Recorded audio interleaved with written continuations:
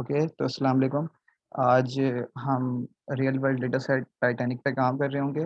और सबसे पहले हम कैगल, जो एक डेटा साइंस का प्लेटफॉर्म है, जिस पे डेटा साइंटिस्ट और मशीन लर्निंग इंजीनियर्स काम करते हैं और सीखते हैं। और तो इसके बारे में हम थोड़ा सा इंट्रोडक्शन लेंगे कि कैगल किस तरह काम करता है और कितना यूज़फुल है टू लर्न डेटा साइंस। ठीक है। इसके बाद हम अपनी जो है यूज़फुल जो लाइब्रेरीज हैं, लाइक पांडास, नमपाई, जो कि जुहेब, अहद और अब्बासी ने पहले ही कवर करवा दिया आपको। तो हम उनको पहले इंपोर्ट कर रहे होंगे और फिर अपने डेटा सेट को लोड करने के बाद टाइटैनिक पे हम काम स्टार्ट कर देंगे। देन अब टाइटैनिक डेटा सेट हमने लोड कर लिया, ठीक है। देन हम उसके ऊपर ईडीए, अच्छा, एक्सप्लोरेटरी डेटा एनालिसिस का मतलब ये होता है कि हम डेटा सेट को समझते हैं कि जो उसमें फीचर्स हैं, जो उसमें वेरिएबल्स हैं, तो डेटा सेट कह क्या रहा है आपसे, ठीक है। उसके फीचर्स को इंडिविजुअली हम समझते हैं। तो बस इसका मतलब ये है कि अंडरस्टैंडिंग द डेटा, ठीक है। इसका मतलब सिर्फ ये ईडीए का। फिर हम डेटा को क्लीन करते हैं। क्लीनिंग से मतलब ये है कि जैसे कि आपके पास कोई फीचर है, उसमें आपके पास मिसिंग वैल्यूज़ हैं, या फिर उन फीचर्स का फॉर्मेट डिफरेंट है, या फिर वो जो मॉडल में फिट नहीं कर सकते, तो उसको हम मॉडिफाई करते हैं फीचर को। और ये कह सकते हैं कि डुप्लीकेट्स जो वैल्यू होती हैं उनको हम रिमूव करते हैं। तो it's all about data cleaning, ठीक है। तो हम ये कर रहे होंगे, पहले हम अपने डेटा सेट को समझेंगे, ठीक है, बाय ईडीए विजुलाइजेशन। देन हम डेटा को क्लीन करेंगे, ठीक है। उसके बाद एक कॉन्सेप्ट होता है विच इज़ फीचर इनकोडिंग। इसका मतलब ये होता है, अच्छा मैं बता रहा हूँ पहले से चीज़, ये शायद समझ नहीं आए लोगों को। एक तो होती है, अब जब हम एक मॉडल बनाते हैं तो मॉडल सिर्फ न्यूमेरिक वैल्यूज़ को समझ सकता है, ठीक है। वो कैटेगरिकल जो फीचर्स होते हैं आपके, उनको नहीं समझ सकता। तो हम उन कैटेगरिकल फीचर्स को हम कन्वर्ट करते हैं इन न्यूमेरिक वैल्यूज़, और फिर हम मॉडल में फिट करते हैं। तो ये चीज़ आगे क्लियर हो जाएंगी आपको। अगर अभी समझ नहीं आ रही है तो कोई इतना बड़ा मसला नहीं है, ठीक है। तो ये सिर्फ एजेंडा है कि हम क्या क्या कर रहे होंगे, ये सिर्फ ब्रीफली बता रहा हूँ, बाकी इनको इन डिटेल हम समझ रहे होंगे अपनी नोटबुक के अंदर। देन डेटा विजुलाइजेशन जो होगी वो ईडीए के साथ ही हम कर रहे होंगे, क्योंकि जब हम डेटा को समझते हैं तो विजुलाइज करते हैं, bar plot, box plot and different histograms बना के हम डेटा को समझते हैं कि डेटा किस तरह वेरी कर रहा है, ठीक है। तो ये हमारा आज का एजेंडा होगा।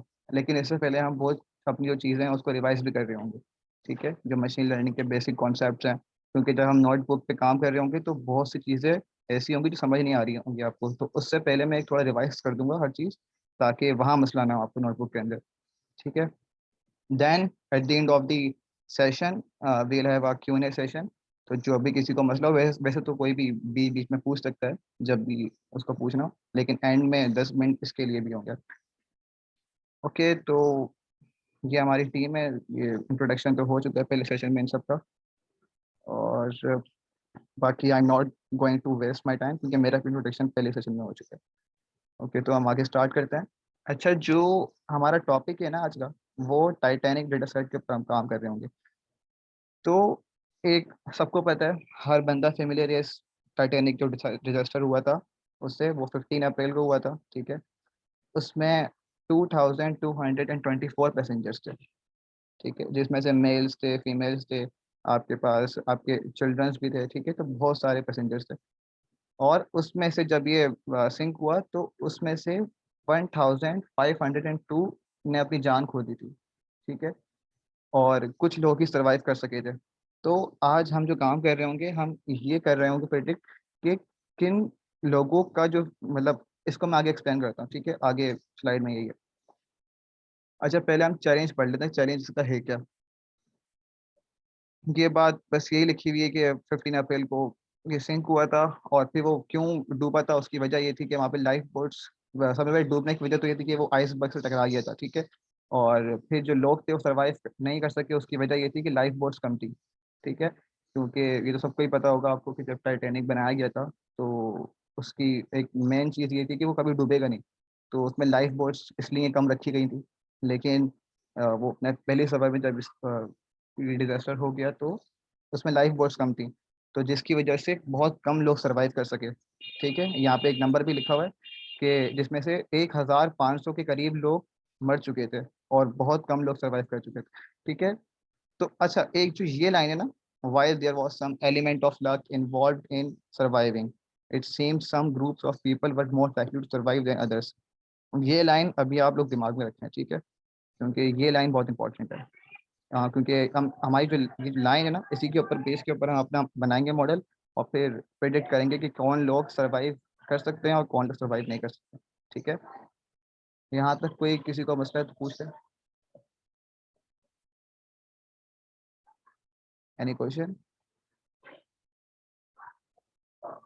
No, so far it's okay. Okay, कोई अगर सवाल करना हो तो चैट पे भी कर सकते हैं। ठीक है, अच्छा, तो जो हमारा चैलेंज है वो ये है कि we have to build a predictive model. ठीक है, इसका मतलब ये है कि हमने एक बनाना है मॉडल जो प्रिडिक्ट करेगा। ठीक है, that's why it is called a predictive model that answers the questions कि what sorts of people were more likely to survive, कि किस तरह के जो लोग थे, मतलब उन लोगों में क्या फीचर्स थे जिनकी बेसिस पे वो सरवाइव कर सके या सरवाइव नहीं कर सके। ठीक है, अब जैसे कि कोई एक पैसेंजर है, उसका नाम होगा, ठीक है, उसकी एज होगी, जेंडर, उसकी क्लास होगी कि किस क्लास में वो सफ़र कर रहा था, class A, class 1, class 2, class B. ठीक है, तो इट डिपेंड्स। अब लेट सपोज आपके पास डिजास्टर हो गया, ठीक है, पैनिक हो रहा है, आपके पास जिनकी एज लेट सपोज बिटवीन 15 से 40 होगी, तो देर आर चांसेस कि जब पैनिक हो रहा होगा तो वो लाइफ बोट तक थोड़ा जल्दी, उनके वो यंग है तो वो जल्दी पहुंच सकते हैं लाइफ बोट तक, तो उनके सर्वाइव करने के चांस बढ़ जाते हैं इस तरह। ठीक है, तो यहाँ पे जो आपके पास फीचर्स हैं, लाइक एज मैटर कर सकती है, ठीक है, कि वो सर्वाइव करेगा नहीं करेगा, जेंडर मेल फीमेल। अब जैसे कि जो आपके टाइटैनिक पे जो आपकी एडमिनिस्ट्रेशन थी, उसका गोल ये था कि जो फीमेल्स हैं, जो चिल्ड्रन से पहले उनको प्रायोरिटी दी जाए, उनकी लाइफ सेव की जाए। ठीक है, तो यहाँ पे जेंडर का जो फीचर है वो भी काफ़ी रोल प्ले करता है, कि जो आप देखेंगे बाद में भी आगे जब हम चलेंगे, तो फीमेल जो थी उन्होंने ज़्यादा सर्वाइव किया था, नंबर ऑफ फीमेल सर्वाइवर ज़्यादा थे। ठीक है, और फिर अगेन क्लास, 3 क्लासेस थी वहाँ पे, class A, class 1, class 2, class B. तो किस क्लास में कौन सफ़र कर रहा है उस पे भी सर्वाइव के चांसेस कम या बढ़ रहे थे। और इसके अलावा हमारे पास 12 फीचर्स हैं, तो उनकी बेसिस पे हम ये डिसाइड करेंगे कि कौन सा बंदा या कौन सा पैसेंजर सर्वाइव कर सका या नहीं कर सका। ठीक है, तो हम ये काम कर रहे होंगे, ये प्रॉब्लम समझ में आती है कि हम क्या करने जा रहे हैं। कोई मसला है तो पूछ सकते हैं यहाँ पे कोई भी, या अगर क्लियर है तो बता दें। Clear. ठीक है, ओके। अच्छा, नेक्स्ट, ठीक है, थोड़ा सा हम रिवाइज कर लेते हैं। हमने प्रॉब्लम स्टेटमेंट जो थी समझ लिया अपनी, कि टाइटैनिक डेटा सेट होगा, उसके अंदर पैसेंजर्स की डेटा होगा, उसको हम ट्रेन करेंगे। तो अब थोड़ी सी कुछ चीज़ें मशीन लर्निंग की हम पहले वो रिवाइज करते हैं। सबसे पहले तो एक ये आपको हमने डायग्राम पहले भी दिखाई थी, ठीक है, जिसके अंदर आपके पास ये बना हुआ है कि आर्टिफिशियल इंटेलिजेंस के अंदर आती है मशीन लर्निंग। ठीक है, एआई का मतलब यही होता है कि आपने अपने मशीन को ट्रेन करना होता है। ठीक है, अब ट्रेन जो हम करते हैं वो अपना प्रीवियस जो हिस्टोरिक डेटा होता है उसको हम मशीन का मॉडल को देते हैं, फिर वो उससे लर्न करता है और देन वो प्रेडिक्ट करता है। ठीक है, तो ये मशीन लर्निंग में आती है। ठीक है चीज़, और हम यही इस बूट कैम्प में मशीन लर्निंग कर रहे हैं। ठीक है, हम डीप लर्निंग नहीं कर रहे। ठीक है, अच्छा, डीप लर्निंग क्या होती है? डीप लर्निंग आप ये समझ लो कि किस तरह हमारा माइंड काम करता है। तो हम मशीन को उस तरह ही सिखाते हैं। ठीक है, लाइक न्यूरल नेटवर्क्स हो गए, तो हम वो बना रहे होते हैं। तो इस बूट कैम्प का जो फोकस है वो सिर्फ मशीन लर्निंग पे। ठीक है, मशीन लर्निंग की भी स्पेसिफिकली कहूँ तो मैं सुपरवाइज मशीन लर्निंग की तरफ है, ये क्या होती है अभी हम देखते हैं यहाँ पे। अच्छा, उससे पहले हम ये चीज़ देख लेते हैं कि ट्रेडिशनल प्रोग्रामिंग में और मशीन लर्निंग में फ़र्क क्या होता है। अब तक जो आप लोग करते आ रहे हैं वो सब ट्रेडिशनल प्रोग्रामिंग होती है। ठीक है, वो क्या होती है वो देख लेते हैं। यहाँ पे एक लाइन लिखी हुई है, in traditional programming we write down the exact steps required to solve the problem. अब इसका मतलब ये है कि हम जब भी कोई प्रॉब्लम सॉल्व कर रहे होते हैं तो वहाँ पे हम इफ एल्स कंडीशन लगा रहे होते हैं, वाइल लूप्स लगा रहे होते हैं। तो बेसिकली हम हर स्टेप डिफाइन कर रहे होते हैं कि हमने जब प्रोग्राम बनाया तो हमने इफ एल्स कि अगर ये हो तो ये करना है, ये हो तो ये करना है। ठीक है, तो this is called the traditional programming. लेकिन जो आपके पास मशीन लर्निंग है वो मशीन लर्निंग इस तरह काम नहीं करती। मशीन लर्निंग डेटा को लेती है, उससे सीखती है। ठीक है, डेटा का मतलब एग्जाम्पल्स। ठीक है, और उससे सीखती है और फिर देन वो अपनी प्रेडिक्ट करती है। अब यहाँ पे लिखा हुआ भी while with a subset of artificial intelligence, हम देख चुके हैं ऊपर कि आर्टिफिशियल इंटेलिजेंस के अंदर आती है मशीन लर्निंग। तो machine learning is motivated by human learning behaviour.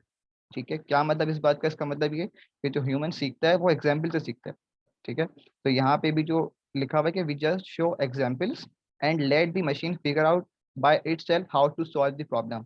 ठीक है, तो आपके पास मशीन को आप डेटा प्रोवाइड करोगे, फिर वो सीखेगी उसको, ठीक है, by different applying mathematics equation वगैरह, फिर वो सीखेगी और फिर वो करेगी प्रिडिक्ट आपका जो भी चीज़ें रन करनी होंगी प्रिडिक्ट, ठीक है। तो ये बात समझ में आती है कि ट्रेडिशनल प्रोग्रामिंग और मशीन लर्निंग में क्या फ़र्क होता है।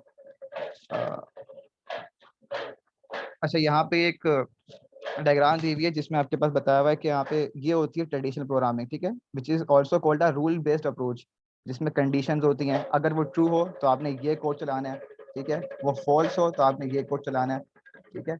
अच्छा, मशीन लर्निंग क्या होती है? मशीन लर्निंग ये होती है कि आपने अपने मॉडल को ट्रेनिंग डेटा देना होता है। आप डेटा देते हो, मशीन लर्न करती है, ठीक है, देन आपका एक बनता है मॉडल। अब उस मॉडल में आपके पास आता है न्यू डेटा जो होता है अनसीन डेटा, ठीक है।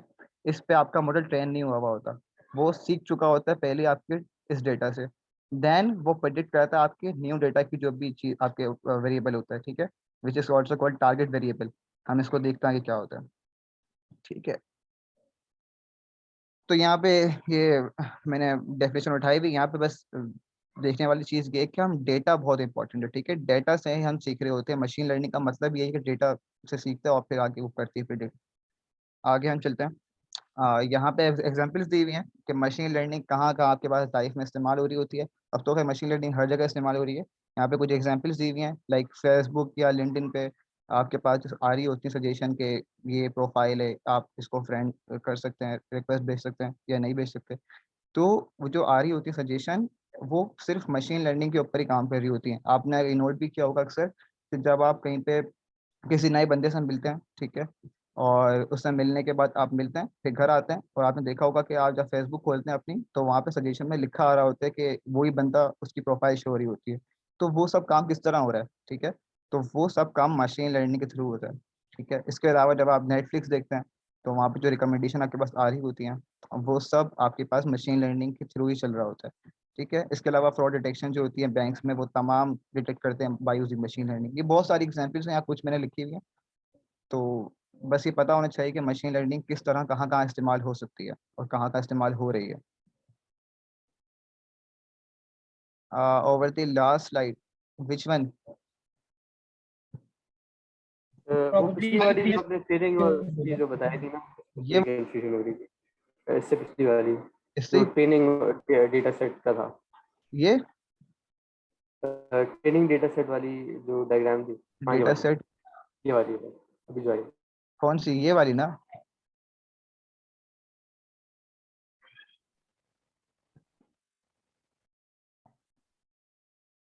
अब्दुल्ला, ये वाली?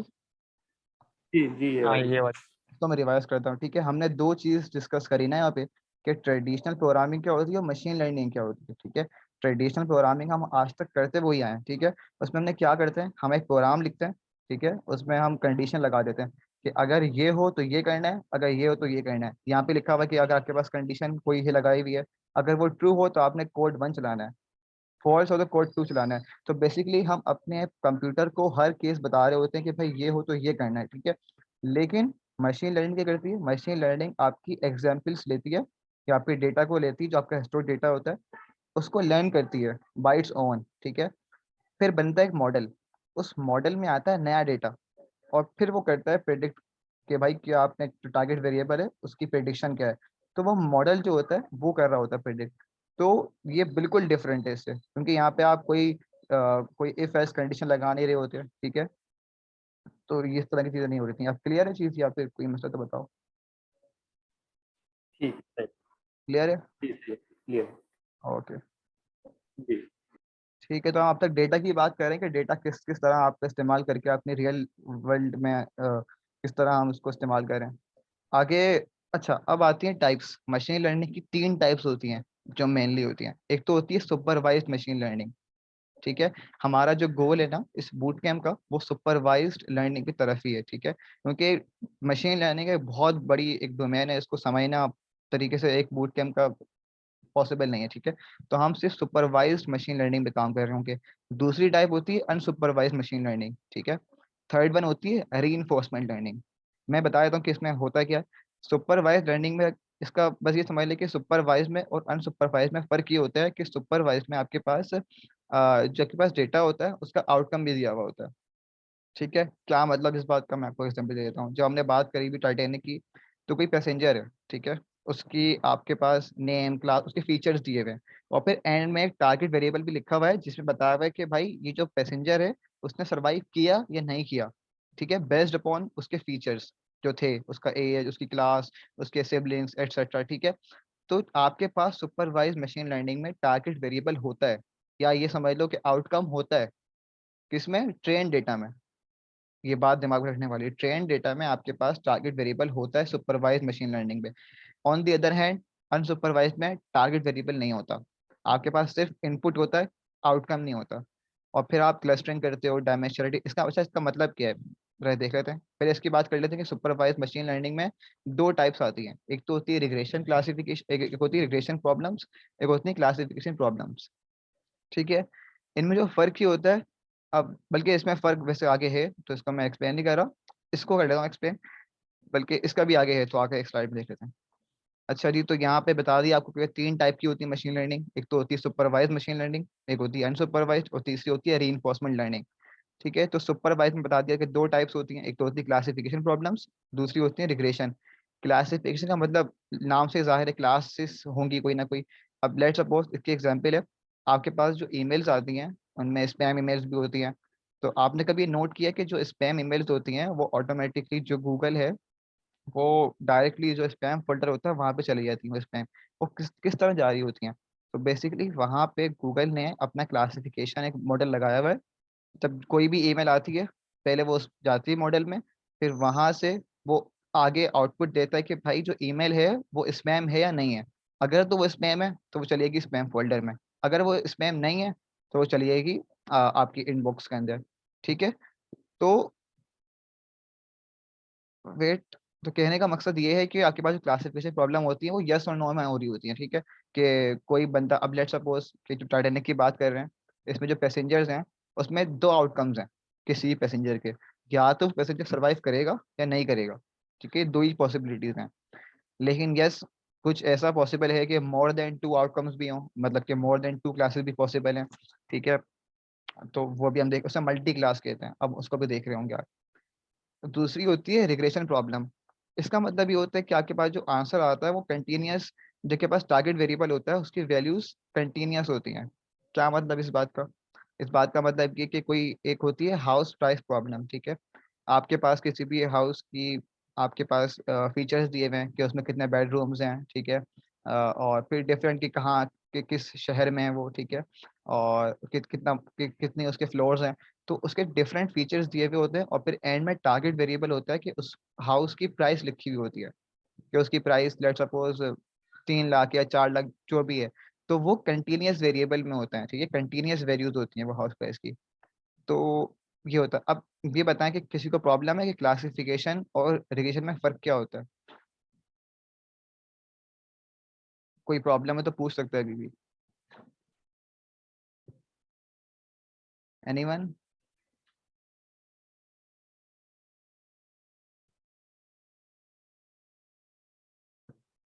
ओके, तो मतलब कि क्लियर है।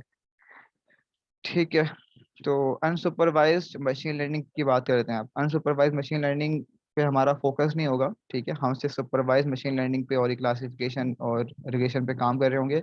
लेकिन अनसुपरवाइज्ड में सिर्फ ये होता है कि आपके बता दिया मैं, आपके पास टारगेट वेरिएबल गिवन नहीं होता, तो फिर आप क्लस्टरिंग कर रहे होते हो। ठीक है, और रिग्रेशन का बता दें।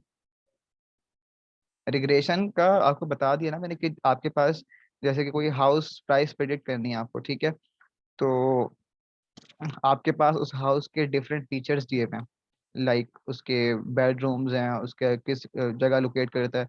तो उसकी बेसिस पे आपका जो मॉडल होगा वो ये करेगा प्रेडिक्ट कि आपके हाउस की प्राइस क्या है। ठीक है, तो जो प्राइस जो होगी वो कंटिन्यूस होगी।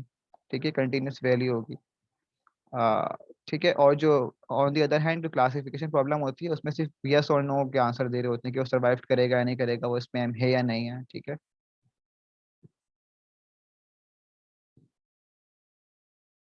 ओके, तो अनसुपरवाइज में दो चीजें होती हैं, बता दी। क्लस्टरिंग होती है, क्लस्टरिंग में अच्छा अनसुपरवाइज में टारगेट वेरिएबल नहीं होता, तो आप क्लस्टरिंग कर रहे होते हो।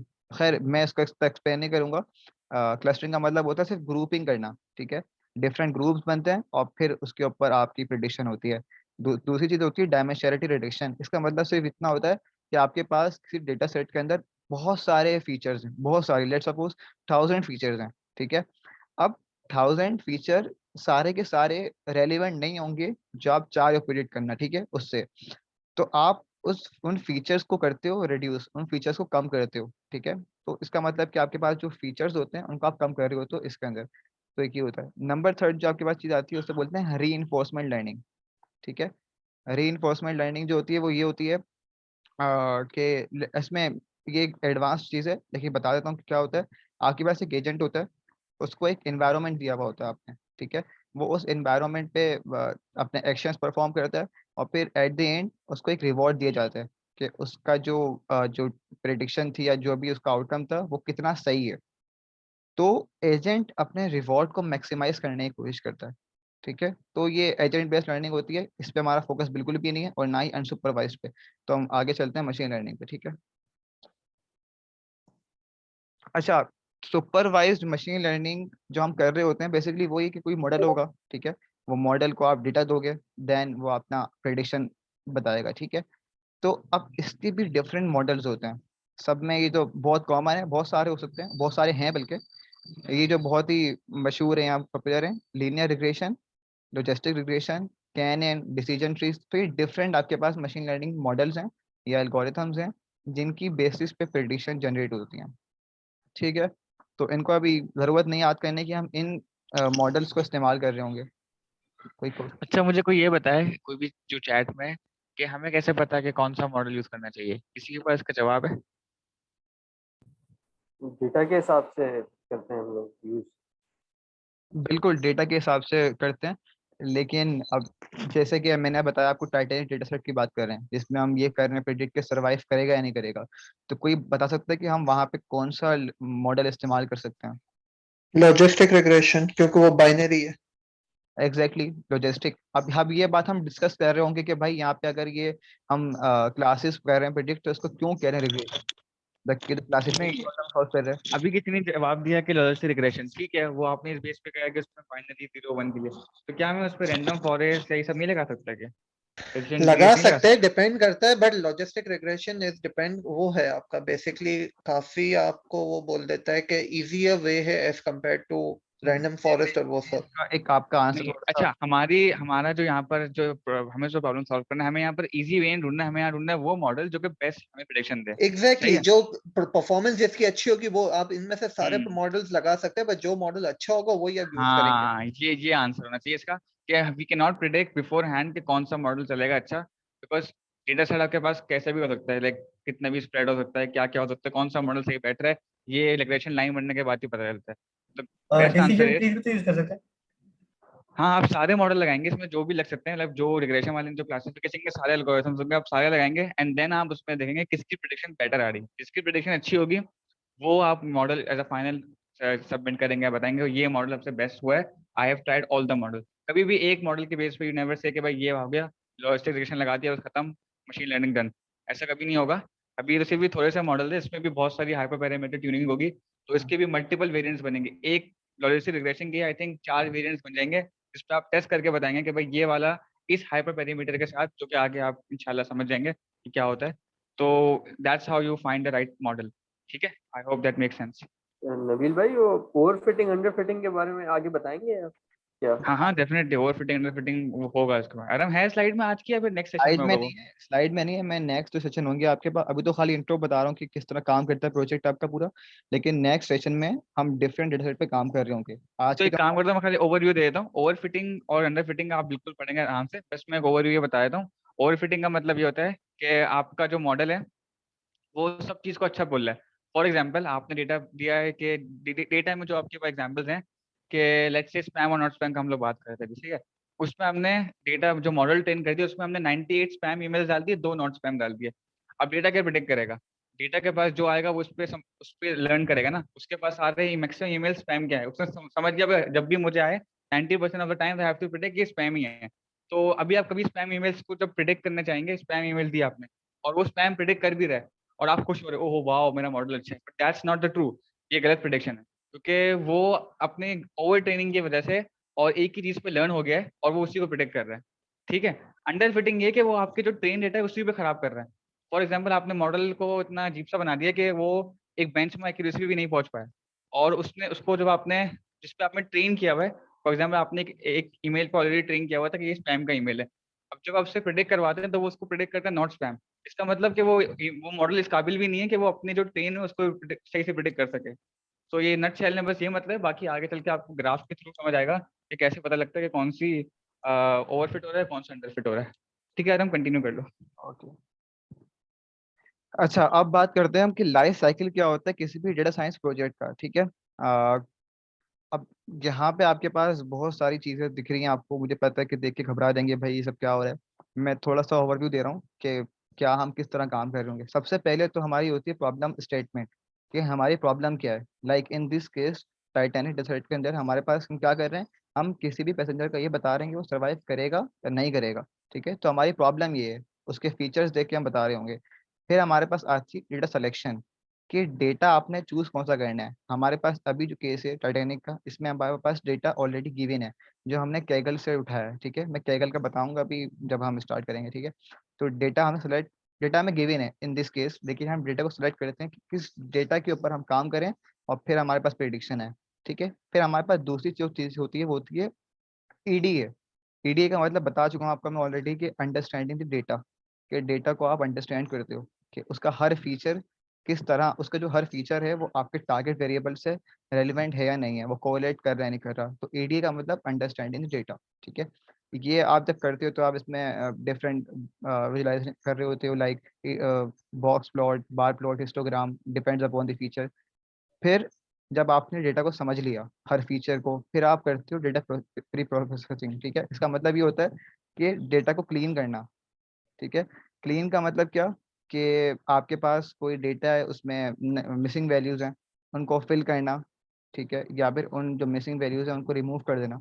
ठीक है, इसके अलावा आपके जो फॉर्मेट होता है उस फॉर्मेट को थोड़ा सा बेहतर करना। ठीक है, डुप्लीकेट वैल्यूज को हटाना, रिमूव करना। तो ये तमाम काम आता है डेटा क्लीनिंग के अंदर। फिर आपके पास जो चीज़ होती है उसे बोलते हैं ट्रांसफॉर्मेशन। इसका मतलब ये होता है, इसको ये भी कह सकते हैं कि फीचर इंजीनियरिंग। ठीक है, इसका मतलब ये होता है कि आपके पास फीचर्स हैं, उसमें आप कोई मिसिंग वैल्यूज नहीं है, कोई डुप्लीकेट डेटा नहीं है। ठीक है, तमाम फीचर्स हैं। अब आप उन फीचर्स में भी कुछ फीचर्स ऐसे हैं जो कि कैटेगरिकल फीचर्स हैं। कैटेगरिकल मतलब क्या, जैसे कि जेंडर है। ठीक है, उसमें मेल फीमेल की जाहिर सी बातें वैल्यूज होंगी। ठीक है, या फिर आपके पास कोई क्लास का है, लेट सपोज क्लास ए लिखी हुई, क्लास बी लिखा हुआ है, तो वो कैटेगरिकल फीचर्स हैं। तो उनको आप इनकोड करते हो इन न्यूमेरिक वैल्यूज। ठीक है, तो आप उस फीचर्स को ट्रांसफॉर्म कर रहे होते हो, तो ताकि आपका मॉडल समझ सके उन्हें। तो वहाँ पे ये होती है। इसके अलावा आप ये भी कह सकते हो कि स्केलिंग, हम ये स्केलिंग और इनकोडिंग हम कर रहे होंगे। ठीक है, आज भी और आने वाले सेशंस में भी।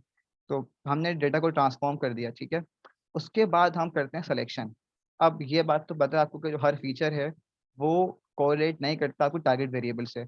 लेट सपोज तो टाइटैनिक है, इसके अंदर आपके पास जो नेम है, अब नाम कोई भी हो, ठीक है, नाम से आप ये नहीं कह सकते कि यार ये बंदा सर्वाइव करेगा या नहीं करेगा। ठीक है, तो जो आपके पास नेम का जो आपके पास फीचर है, वो इस केस में या इस प्रॉब्लम के अंदर आपके पास वो कोई ज़रूरत नहीं है उसकी, तो आप उसको ड्रॉप कर देते हो फीचर को, और फिर अपना बनाते हो मॉडल। ठीक है, तो इसका मतलब होता है फीचर सिलेक्शन।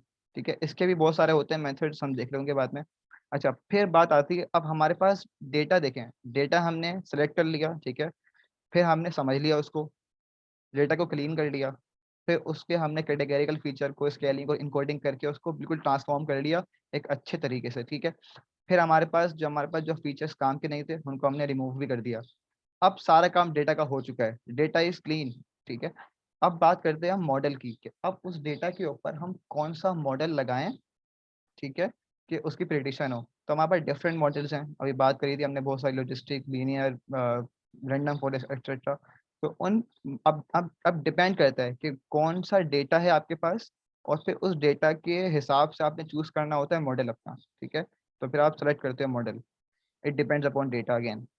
फिर आपके पास होती है ट्रेनिंग। अब ट्रेनिंग का मतलब ये कि आप इस मॉडल में सेलेक्ट कर लिया आपने मॉडल, लेट्स सपोज आप इस्तेमाल कर रहे हो लीनियर रिग्रेशन, ठीक है। तो अब लीनियर के अंदर आपने जो है अपने जो आपने डेटा को क्लीन करा है इस तमाम स्टेप्स को, उस तमाम डेटा को आपने इस मॉडल में फिट करना है। फिट करने का मतलब कि आपने इस अपने मॉडल को ट्रेन करना है अपने डेटा से। अब जब मॉडल में डेटा किया, अब वो सीखेगा उससे, वो ट्रेन करेगा, ठीक है, अपने आप को। और फिर अच्छा, अब देन आपके पास होती है प्रेडिक्शन, ठीक है। अब उस प्रेडिक्शन वो कितनी आपके पास सही प्रेडिक्शन दे रहा है, उसकी क्या एक्यूरेसी है, तो हम फिर करते हैं मॉडल को एवेल्युएट, ठीक है, कि उसकी एक्यूरेसी क्या है, और फिर हम डिप्लॉय कर रहे होते हैं। जाहिर है ये एक बहुत बेसिक सा आपके पास लाइफ साइकिल है, लेकिन इसमें बहुत सारी चीज़ें हो रही होती हैं जो कि एक्स्ट्रा होती हैं। मैं अभी उसको बता नहीं रहा। ट्रेंड ट्रेंड टेस्ट स्प्लिट कर रहे होते हैं, क्रॉस वैलिडेशन हो रही होती है, ठीक है। तो ये डिफरेंट चीज़ें हैं, लेकिन इसमें किसी को कोई प्रॉब्लम है तो बताएं। कोई सवाल है किसी का यहाँ तक?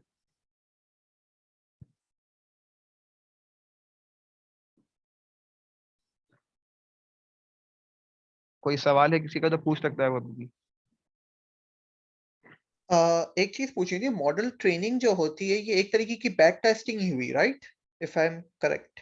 Back testing I guess no, क्योंकि आपके पास जो डेटा है आप वो दे रहे हो मॉडल को, और फिर वो उस हिसाब से ट्रेन कर रहा है, ठीक है। नहीं, तो मॉडल सिलेक्शन में भी तो आप वही कर रहे हो। मॉडल सिलेक्शन के अंदर आप डेटा दे रहे हो तो फिर नहीं, वो डिफरेंट मॉडल्स निकाल रहा है ना वो उसमें से, फॉरवर्ड बैकवर्ड रिग्रेशन करते हुए। ठीक है, हाँ बिल्कुल सही कह रहे हो। मॉडल सिलेक्शन में हम लोग पता लगाएंगे मॉडल का कि यहाँ हाँ, पर और अगर फिर आई मॉडल डोंट नो कि ट्रेन पे कौन क्या सा करो, मॉडल एक्चुअली। ट्रेन पे तो वही करोगे ना कि जो आपके पास एक्चुअल डेटा है उसके साथ साथ आप बेसिकली मतलब ऑब्जर्व और प्रेडिक्ट को देख कंपेयर करोगे, वही होगा, हाँ, राइट कि नहीं? जिस सेंस से आप सोच रहे हैं वही है, लेकिन मेरे ख्याल से जो अरम यहाँ पर जो जिस पॉइंट से मेंशन करता है वो ये था कि यहाँ पर मॉडल आप सोच रहे हो कौन सा लगाना है, राइट। मॉडल सिलेक्शन का मतलब आई थिंक ये नहीं सोच रहा था कि इसने ऑलरेडी इंप्लीमेंट कर दिया। बताता हूँ मैं। ओके ओके ओके ओके, मैं ये हो गया कि 4 मॉडल्स है तो हर मॉडल को ट्रेन हाँ करोगे फिर इवैल्यूएट, ओके फाइन। हाँ नहीं नहीं, हाँ। एक एक ही जो आपके पास लिखा है ना सिलेक्शन, इसका मतलब ये होता है कि आपकी प्रॉब्लम क्या है। अब लेट्स सपोज आप जो अभी कर रहे हो टाइटेनिक प्रेडिक्ट, आप कर रहे हो सर्वाइव और नोट, तो वो है क्लासिफिकेशन प्रॉब्लम। तो क्लासिफिकेशन के अलग मॉडल्स हैं, ठीक है, रिग्रेशन के अलग मॉडल्स हैं। तो यहाँ पे आप देखते हो कि आप क्या कर रहे हो प्रेडिक्ट, और फिर उस हिसाब से आप सर्च करते हो मॉडल्स, ठीक है, डिफरेंट, और फिर ट्रेन करते हो। सही है, तो ये चीज़ इस तरह होती है। ट्रेनिंग बाद में होती है, सिलेक्ट पहले कर रहे होते हो आप। ओके, तो I guess it's clear up till now. Yes yes, समझ में आ गया ठीक है, तो क्या अब बोल इस रहे बूट हो। कैंप में भी हम ये कर रहे होंगे। सबसे पहले हम अपना जो डेटा सेट है उसको लोड कर रहे होंगे, उसको समझ रहे होंगे लाइक ईडीए। फिर हम डेटा को क्लीन कर रहे होंगे। उसके बाद जो हमारे पास फीचर्स हैं उनकी हम इनकोडिंग कर रहे होंगे, ठीक है। जो कैटेगरिकल फीचर्स हैं उनको हम न्यूमेरिक में कन्वर्ट कर रहे होंगे, उनकी स्केलिंग कर रहे होंगे। स्केलिंग क्या होती है ये हम बाद में डिस्कस करेंगे। फिर आपके पास अगेन सिलेक्शन होगी फीचर की, then model selection and fitting, and again फिर प्रेडिक्शन हो जाएंगी, ठीक है। तो ये हमारा होगा। ओके, तो आप स्टार्ट करते हैं हम नोटबुक से। आई गेस इसमें काफ़ी टाइम लग गया है। अच्छा, मेरी नोटबुक दिख रही है आप सबको? अरम थोड़ा सा जूम भी कर दो, कंट्रोल प्लस प्लस दबाओ, कंट्रोल प्लस प्लस। अब क्लियर है इतनी? ठीक है। अच्छा तो अच्छा, एजेंडा समझा दिया मैंने पूरा कि टाइटैनिक पे हम क्या। अरहम, एक चीज मुझे पूछनी है, सॉरी मतलब बीच में पूछने के लिए, ये कि यार आप लोग बेसिकली जो ये जुपिटर के ऊपर ये आप अपनी प्रेजेंटेशन बना लेते हो, लेट्स से एजेंडा आपने लिख दिया, ये इस तरीके से कर दिया है, तो ये बेसिकली होता किस तरीके से? बेसिकली मतलब ये जिस तरीके से आप लिखते हो वो तो आप बेसिकली उसमें आप मार्क डाउन करके करते हो, बट मैं मार्क डाउन करता हूँ तो फिर ये इस तरीके से मेरे पास नहीं आता, इसमें कुछ अलग से कुछ करना पड़ता है आपको के? जी जी जी, देखो ऐसा इसके लिए ये होता है कि आपको HTML CSS आती है? क्या? HTML CSS। नहीं नहीं नहीं नहीं, इतना आता होता हाँ तो मैं इधर थोड़ी बैठा होता। नहीं तो इतना मुश्किल नहीं है, मैं आपको बता। फॉर एग्जाम्पल इसमें जो टॉप हेडिंग लिखी हुई ना, ये हाँ होता है कि जब वेब पेज आप देखते हो जहाँ पर हेडिंग का टाइप, एक हेडिंग का टैग होता है। हेडिंग के हाँ टैग में आप ये डाल दोगे तो ये ना एक बोल्ड हो जाएगा, बड़ा दिखेगा। फिर हाँ इसको सेंटर अलाइन कर दो, इसको आप देख, इसका कोड भी आप देख सकते हो। देखो ऐसे कि फॉर एग्जाम्पल एक पाउंड साइन है, पाउंड हाँ। साइन में लिखोगे तो उसका मतलब कि फर्स्ट हेडिंग है। अगर डबल पाउंड साइन स्टार्टिंग में लगा दोगे तो हेडिंग 2 हो जाएगी। क्या करके दिखाओ उसको, छोटा हो जाएगा। 3 ओके लगाओगे तो ओके और ओके, छोटा हो जाएगा। इस तरीके से ये आप तुम्हें गूगल पे, स्टैक ओवरफ्लो पे हर जगह मिल जाएगा, तो इतना कोई वो मुश्किल नहीं है। सही। अगर आपके पास कोई लिंक है तो फिर मुझे फॉरवर्ड कर दोगे, इसको मैं देख लूंगा एकदम, क्योंकि मैं खुद प्रेजेंटेशन वो पढ़ाता हूँ तो फिर मुझे भी प्रॉब्लम होता है, मैं पावर पॉइंट पे लिखता हूँ फिर वो काफी वो हो जाता है कि up and sure down sure कर। श्योर, मैं आपको करवा दूँ।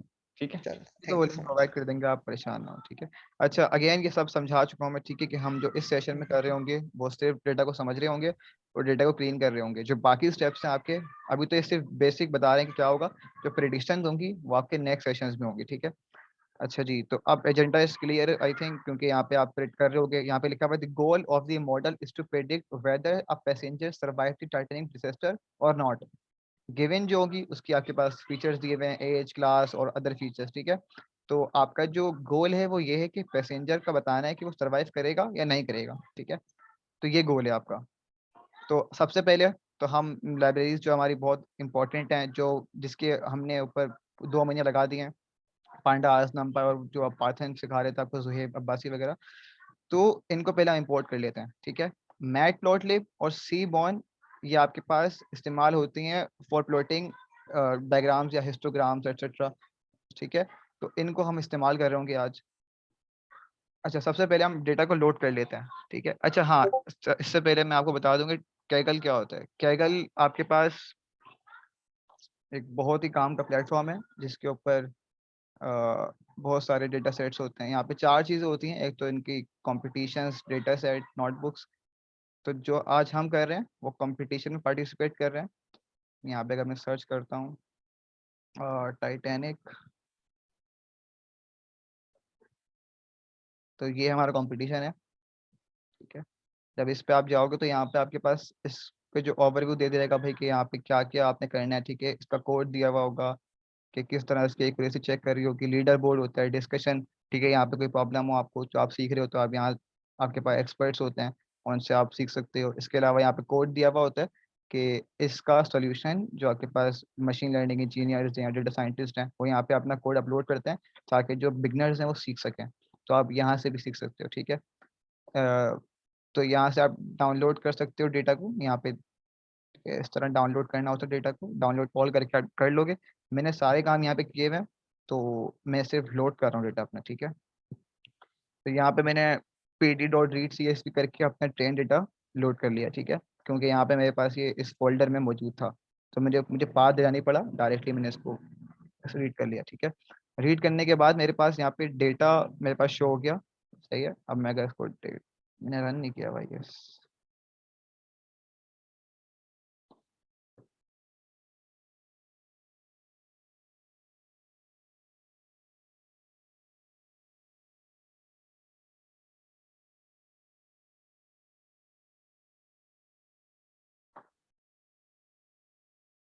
अच्छा, तो हमने लाइब्रेरीज को इंपोर्ट कर लिया, फिर हमने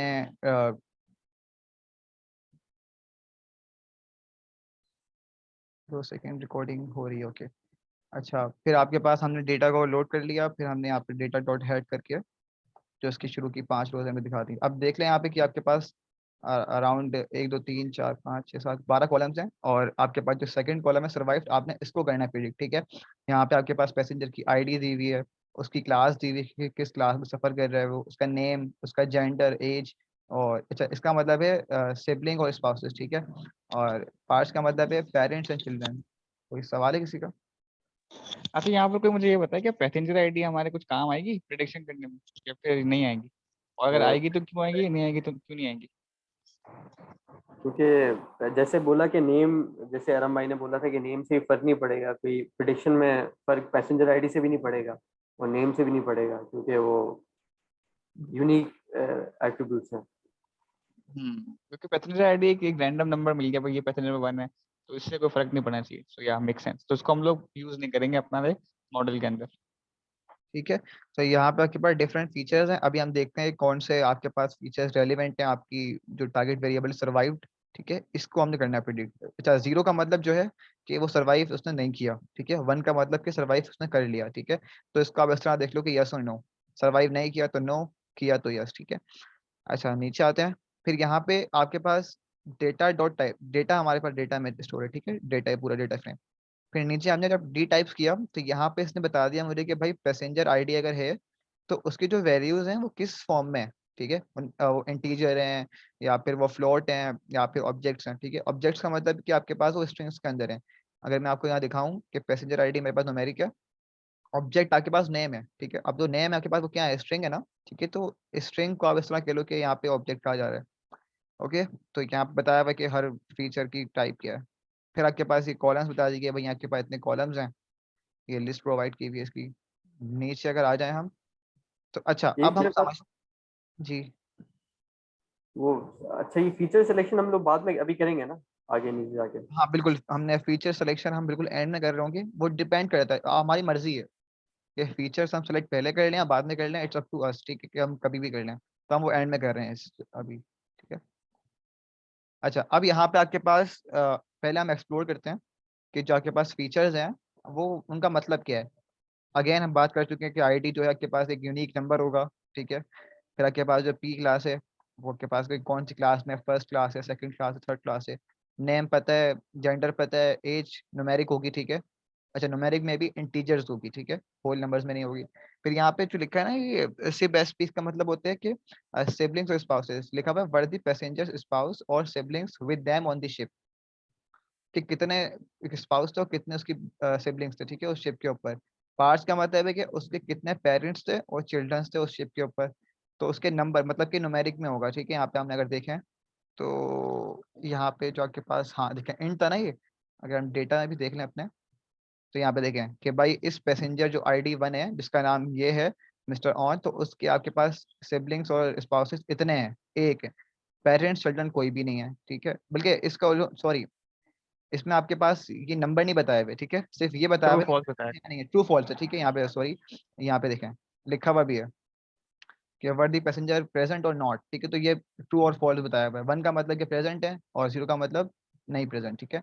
अच्छा फिर टिकट का बताया हुआ है कि ticket number, again ticket number भी आपके पास रैंडमली कुछ भी होगा, तो वो उस पर फर्क नहीं पड़ता कि जो टारगेट वेरिएबल है उससे कोई रेलिवेंसी नहीं है उसकी। फिर आपके पास उसका जो कितना फेयर है, ठीक है, ये आपके पास न्यूमेरिक फॉर्म में कंटिन्यूस फॉर्म में होगा, सही है। अगर मैं देख भी लूँ यहाँ पे, तो ये देखें ये $7.25 में है, जिसमें भी होगा, तो ये इस तरह, ठीक है। फिर नीचे आते हैं, फिर आपके पास केबिन है कि किस केबिन में वो थे। केबिन, यहाँ पे बहुत सारी टाइप्स है केबिन की, केबिन्स आर कैटेगरिकल फीचर, ठीक है। तो यहाँ पे बहुत सारे केबिन्स हैं, ठीक है, तो इनको हम देख रहे होंगे बाद में। इसके बाद हम आते हैं कि एम्बार्क, कि वो कहाँ पे जा रहे थे, ठीक है। यहाँ पे वो 3 शायद शहर थे, मुझे नाम याद नहीं आ रहा, यहाँ देख लेते हैं।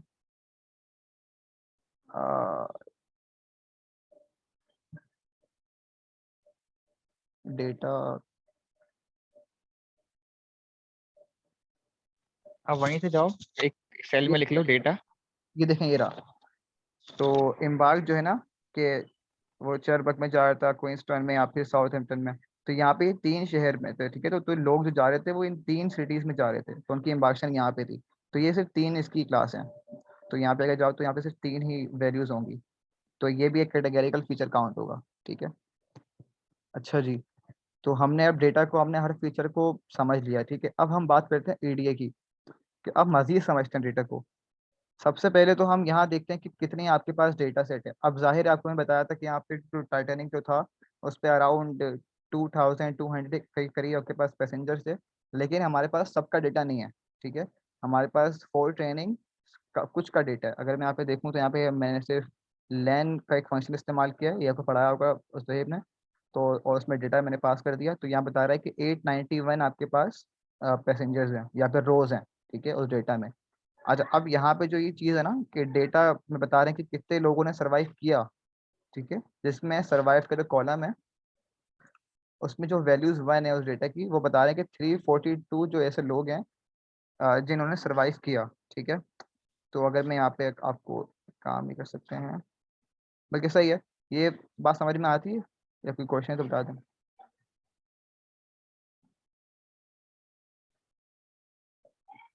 ओके, तो आई एम अज्यूमिंग क्लियर है, ठीक है। तो यहाँ पे आपको नंबर चल गया पता कि कितनों ने सर्वाइव किया। फिर नीचे आते हैं। अच्छा वैल्यू काउंट्स जो करती है वो ये करती है कि किसी भी कॉलम में आपके पास जो डिफरेंट कैटेगरिकल जो फीचर्स हैं, जो कैटेगरिकल वैल्यूज हैं आपके पास, ठीक है, जैसे कि सर्वाइव के अंदर 0 या 1 होंगे, ठीक है, सर्वाइव किया नहीं किया। तो 0 में इतनी एंट्रीज हैं, ठीक है, 1 में इतनी एंट्रीज हैं, ठीक है।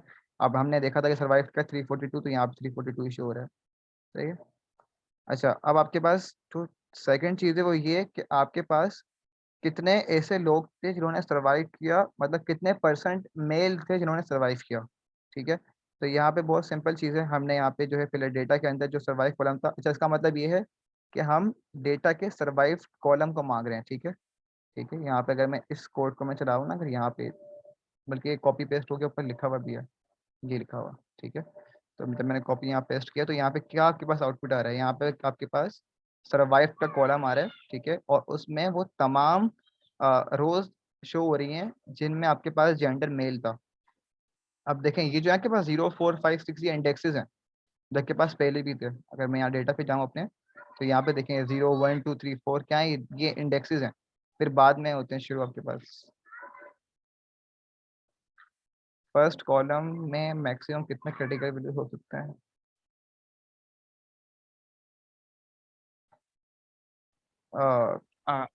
अरे आपका सवाल जरा क्लियर करना, किसमें कैटेगरी? आप एक दफा इसको इस तरीके से कर सकते हो, स्टेप बाय स्टेप कर लो कि पहले सर्वाइव इज बेसिकली आप यहाँ जो कर रहे हो मेथड चेंजिंग कर रहे हो, राइट? तो मतलब इसको बेसिकली स्टेप बाय स्टेप करके कर दो तो बेहतर हो जाएगा, क्योंकि अभी जो कोड लिखा है वो थोड़ा सा कंफ्यूजन में। अच्छा, एक काम कर लेते हैं, ठीक है, मैंने तभी उस कोड को कॉपी पेस्ट किया था, खैर बता देता हूँ आपको।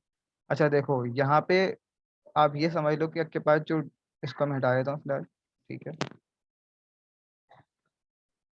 अच्छा जो आपके पास ये अभी आएगा डेटा ना, जो मैंने यहाँ पे किया, तो यहाँ पे हम ये बता रहे हैं कि डेटा का जो सर्वाइव कॉलम है उसकी आप बता दो। ठीक है, वो कॉलम शो कर दो, तो यहाँ पे पूरे कॉलम आके आ गया 0 1 1 1, ये तमाम सर्वाइव की वैल्यूज हैं। ठीक है, अच्छा अब जब हम, मैं यहाँ पे ये चीज़ लिख रहा हूँ ना कि अब उस सर्वाइव्ड कॉलम में, ठीक है, सर्वाइव्ड कॉलम है, अब उस सर्वाइव्ड कॉलम को ही शो करो आप, लेकिन आप मुझे ये बताओ कि उस डेटा में जो जेंडर है वो मेल हो, मतलब कि उन सर्वाइव, मतलब कि वो सर्वाइव की वो सिर्फ रो शो करो जिसका के पास जेंडर। ठीक है, बेसिकली लेमन टर्म में मैं बताऊं, अगर कोई एक्सेल वाला है, किसी ने एक्सेल यूज किया तो फिल्टर लगा था, कुछ भी नहीं हो रहा, कॉलम निकाला, कॉलम पे फिल्टर लगा दी, जहां मेल हो बस वो शो करो, दैट्स इट, बस वो हो रहा है। तो ये फिल्टरिंग शो हो रही है। ठीक है, और फिर इसका हमने अगर परसेंटेज निकालनी है तो बहुत सिंपल है, इन तमाम वैल्यूज का आप जो आपके पास 0 1 1 आई हुई हैं। ठीक है, इसको वापस अगर मैं करूँ, ठीक है, तो ये जब के पास वैल्यूज आई हुई हैं, इनका आपने मीन लिया और मल्टीप्लाई बाय 100 कर दिया, तो आपके पास परसेंटेज शो हो जाएगी कि आपके पास इतने परसेंट मेन थे, ठीक है, जो सर्वाइव कर सके। अच्छा इसमें एक चीज ये है कि जो आपके पास शो रहा है ना 18.89%, ये टोटल रोज का नहीं है, सही है, इसमें सिर्फ ये बता रहा है कि आपके पास जो नंबर ऑफ मेल्स थे, उन नंबर ऑफ मेल्स में से 18.89% मेल से सर्वाइव किया। ठीक है, बात ये है। अच्छा वो लोग टोटल इसलिए नहीं है क्योंकि बाकी जो टोटल हमारे पास है वो 0 0 ही है, तो जब प्लस होके आएंगे तो सिर्फ +1 वाले प्लस होंगे, जो जितने एग्जैक्ट, मेल्स आ गए वो डिवाइड बाय आप करोगे टोटल, तो आपके पास मेल की परसेंटेज ही आएगी। ठीक है, तो मेल की परसेंटेज यहाँ पे आ रही है। अच्छा फिर नीचे जो आपके पास आ रहा है, आपके पास अब हम पी क्लास, आपके पास जो पैसेंजर क्लास थी, 3 क्लास थी। ठीक है, यहाँ पे लिखा हुआ भी है कि 3 1 एंड 2, 3 में इतने पैसेंजर्स थे, 1 में इतने और 2 में इतने। ठीक है, तो यहाँ पे वैल्यूज काउंट कर रहे हैं हम, सिर्फ कैटेगरिकल फीचर है उसकी। अच्छा अब यहाँ पे आपके पास सेकंड चीज ये है कि अब हम ये चेक कर रहे हैं कि आपके पास जिन लोगों ने सर्वाइव किया वो कौन सी क्लास से बिलोंग करते थे, या ये समझ लो कि किस क्लास के कितने परसेंट लोगों ने सर्वाइव किया। ठीक है, इसको इस तरह देखो। अब ये कोड आई नो थोड़ा कॉम्प्लिकेटेड आपको लग रहा होगा, लेकिन ये सेम वही चीज़ रिपीट हुई हुई है यहाँ पे, सिर्फ वैल्यू चेंज करी हुई है यहाँ पे, सिर्फ P class is equal to 1। अच्छा ये जो लाइन है ना, ये वाली, ये जो ये चीज़ हम कर रहे हैं, 2 सेकेंड, इसका मतलब सिर्फ इतना ये है कि आप ये बताओ कि जो पी क्लास में जो पैसेंजर्स हैं, जो कि आपके पास कितने थे, जो कि आपके पास यहाँ ऊपर थे फर्स्ट क्लास में 216। ठीक है, तो 216 पैसेंजर्स में से कितने लोगों ने सर्वाइव किया। ठीक है, तो हमने बता दिया कि भाई 62% ने सर्वाइव किया। ठीक है, अब सेम गोस फॉर कि क्लास 2 में कितने लोगों ने सर्वाइव किया, क्लास 3। अब आपको ये क्लियर हो रहा होगा देख के भी कि जो अच्छी क्लास में था या जो क्लास 1 में था उसके सर्वाइव करने के चांस ज़्यादा थे। ठीक है, 62%। ठीक है, फिर जो क्लास 2 में था उसके थोड़े कम थे, और जो क्लास 3 में था उनमें से बहुत कम लोग सर्वाइव कर सके।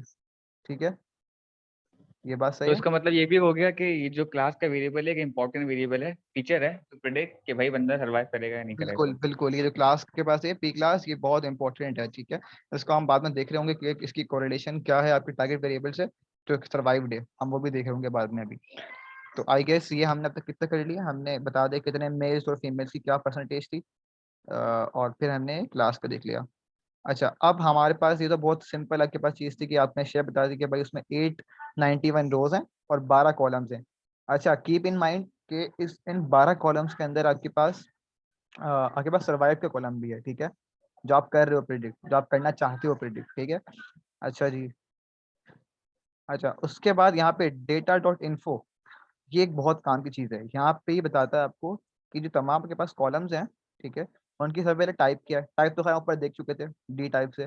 अब यहाँ पे जो ये लिखी ना चीज़, ये नॉन नल काउंट, ये बहुत इंपॉर्टेंट है कि हर कॉलम में कितनी नॉन नल वैल्यूज हैं या नल वैल्यूज हैं, आप इस तरह देख सकते हो, ठीक है। तो like in this case first column में पैसेंजर आईडी के अंदर आपके पास 891 नॉन नल है, मतलब कि यहाँ पे कोई भी नल वैल्यू नहीं है, ठीक है। Same goes for survived and so on. हाँ, एज में है, एज में आपके पास 714 नॉन नल वैल्यूज हैं बस, और जो बाकी की रिमेनिंग वो नल वैल्यूज हैं।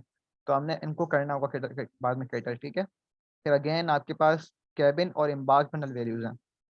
अच्छा, इस तरह थोड़ा देखना मुश्किल होता है, तो इसके आसानी के लिए हम इस नल का भी इस्तेमाल करते हैं जो कि नीचे होगा। अच्छा, यहाँ पे सिर्फ बताया हुआ कि एज कितने डिफरेंट एजेस के यहाँ पे वैल्यू काउंट है। तो 24 जिनकी एज है वो 30 लोग हैं, ठीक है। जिनकी 22 एज है वो 27 लोग हैं। तो यहाँ पे आप सिर्फ इसको समझ सकते हो, तो इसीलिए इसको एडीए बोलते हैं हम, कि हर फीचर को आप समझ रहे हो, ठीक है। अच्छा, नीचे आ जाते हैं। फिर यहाँ पे बताया हुआ है कि जो आपके पास जेंडर है उसी पे बताया हुआ है कि कितने मेल और फीमेल है, ठीक है। मतलब वही आप चेक कर रहे हो, ठीक है, कॉल कर रहे हो सिर्फ उस डेटा का जो आपके पास सेक्स कॉलम है उसको आप यहाँ पे प्रिंट करवा रहे हो। अच्छा, ये दिमाग में रखें कि यहाँ पे दो आपके पास, ठीक है, क्लासेस हैं, एक तो मेल और फीमेल, ठीक है। अदर्स के लिए यहाँ पे टू भी हम इस्तेमाल करेंगे। अच्छा, कैटेगरिकल इनकोडिंग हम कर रहे होंगे अभी, तो इसको अभी कंफ्यूज ना करें, अभी बात करते हैं इसकी। फिर कैबिन में आपके पास बहुत सारे हैं, ठीक है। यहाँ पे तो सिर्फ आपके पास 3 थे ना, अगर देखो तो मेल फीमेल और अदर, ठीक है। पी क्लास में सिर्फ 3 3, क्लास 1 क्लास 2 क्लास 3, यहाँ पे बहुत सारे हैं, ठीक है, कैबिन्स डिफरेंट हैं, और यहाँ पे नल वैल्यूज भी हैं। तो इनको हम बाद में देख रहे होंगे, अभी हम खाली समझ रहे हैं कि क्या किस फीचर के अंदर क्या क्या चीज़ है। अच्छा, अब बात करते हैं हम कि आपके पास नल वैल्यूज की हम बात करते हैं, ठीक है। हम नल वैल्यूज देख चुके हैं ना। अच्छा, नल वैल्यूज आई गेस यहाँ पे कैटर नहीं हुई, नीचे है वो, ठीक है। अच्छा, सबसे पहले अभी हमें काम ये कर रहे हैं कि आपके पास कैटेगरिकल फीचर जो के पास एज था ना, ओ सॉरी एज कह रहा हूँ, जो के पास जेंडर का था, जिसमें के पास मेल और फीमेल की आपके पास क्लास थी, ठीक है। तो अब हम करना ये चाह रहे हैं क्योंकि मुझे पता है कि जो मेरा मॉडल है ना, उसको नहीं पता कि मेल क्या होता है फीमेल क्या होता है, ठीक है। वो सिर्फ अंडरस्टैंड कर सकता है नंबर्स, 1 0 या फिर कोई भी न्यूमेरिक नंबर, ठीक है। तो क्या एल्गोरिथम है, ठीक है। तो हम करते क्या है, हम कैटेगरिकल जो फीचर है, लाइक इन दिस केस आपके पास जेंडर है, इसको हम न्यूमेरिक, जिसकी वैल्यूज है न्यूमेरिक में कन्वर्ट कर रहे होंगे। मेल जहाँ पे लिखा होगा उसे 1 कर देंगे, जहाँ फीमेल लिखा होगा उसे 0 कर देंगे, ठीक है। उससे पहले मैंने काम ये किया कि मैंने अपने जो ना डेटा उसको मैंने कॉपी कर लिया, ठीक है। अगर मैं इसे कॉपी ना करूं, अगर मैं इसको ना करूं इस तरह, तो इसका मतलब ये होगा कि जो df2 होगा वो भी इस डेटा के रेफरेंस को कर रहा होगा एड्रेस, ठीक है, रेफरेंस को कर रहा होगा। तो मतलब कि दोनों चीज़ सेम ही डेटा को रेफर कर रही होंगी, ठीक है। अच्छा, अगर मैं पहले ये बताएं कि हमने इसको 1 0 में कन्वर्ट, कोई भी बता दे कि हमने मेल फीमेल को नंबर्स में कन्वर्ट क्यों किया।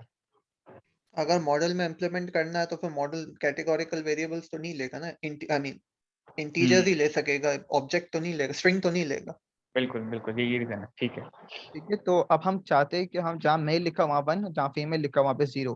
तो पहले हमने कॉपी डेटा को कर लिया df2 में। अब हम चाहते हैं कि जो df2 के जो आपके पास सेक्स का कॉलम है उसको आप जो भी तमाम वैल्यूज दो ही होंगी, एक तो मेल या फीमेल।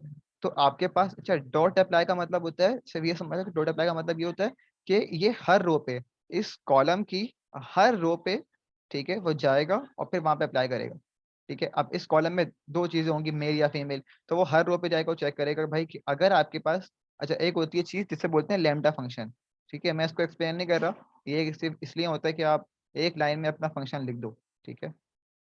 अच्छा, जैसे कि यहाँ पे इसका मतलब क्या, कि आप इस सेक्स के कॉलम में जाओगे, आप उसकी फर्स्ट रो देखोगे, आप उस फर्स्ट मतलब कि हर रो को देखोगे, फर्स्ट रो से आप स्टार्ट करोगे, आप चेक करोगे जो फर्स्ट रो है उसमें अगर मेल है तो उससे आप 1 कर दो, ठीक है, 1 कर दो इफ मेल, ठीक है। एल 0, एल्स का मतलब कि फीमेल ही है, ठीक है। तो यहाँ पे क्या होगा कि जो डॉट अप्लाई का फंक्शन है ये आपके इस कॉलम की हर वैल्यूज पे, जहाँ मेल होगा वो 1 कर देगा, जहाँ फीमेल होगा वहाँ 0 कर देगा। अब जरा आप देख लो यहाँ पे कि DF2 पे जो कॉलम था, जब वैल्यू काउंट कर रहा हूँ तो यहाँ पे 1 और 0 लिखा हुआ आ रहा है, मेल फीमेल लिखा हुआ नहीं आ रहा। ठीक है, अगर मैं ये करूँ कि जो डेटा था मेरे पास वो तो अनचेंज्ड है, उस पर मैंने कुछ भी अप्लाई नहीं किया क्योंकि मैंने यहाँ पे कॉपी किया हुआ था ऊपर। ठीक है, तो जो मेरे पास डेटा है उस पर अगर मैं चेक करूँ वैल्यूज काउंट, तो यहाँ पे मेल फीमेल ही आ रहा है। तो अब आप समझ लें कि जो DF2 है मेरे पास अपडेटेड डेटा है, इसमें कैटेगरिकल इनकोडिंग हो चुकी है फॉर दिस जेंडर कॉलम। कोई मसला है तो सवाल पूछ सकते हैं।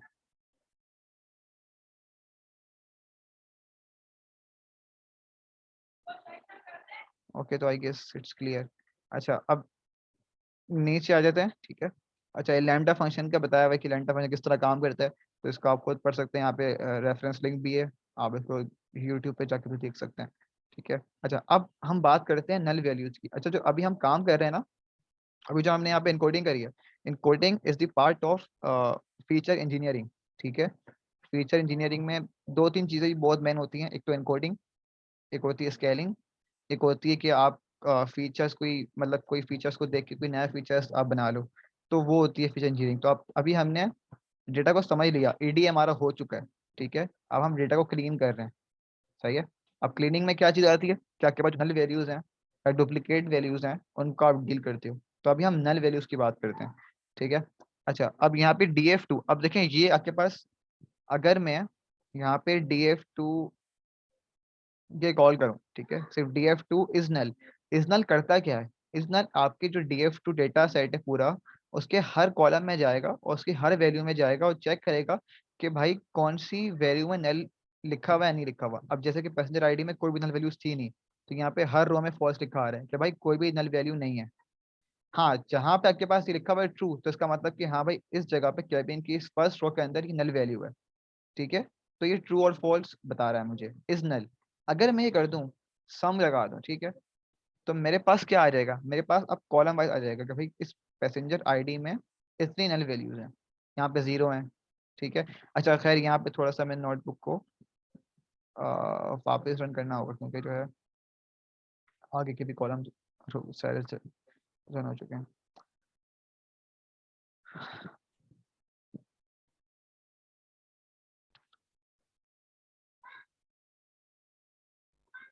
ठीक है, तो यहाँ पे आप देखें, आप तो आपके पास एज के अंदर 177 ऐसी रोज हैं जिनमें नल वैल्यूज हैं। ठीक है, और अगेन केबिन में आपके पास 687 वैल्यूज हैं, एम्बार्क में सिर्फ 2 हैं।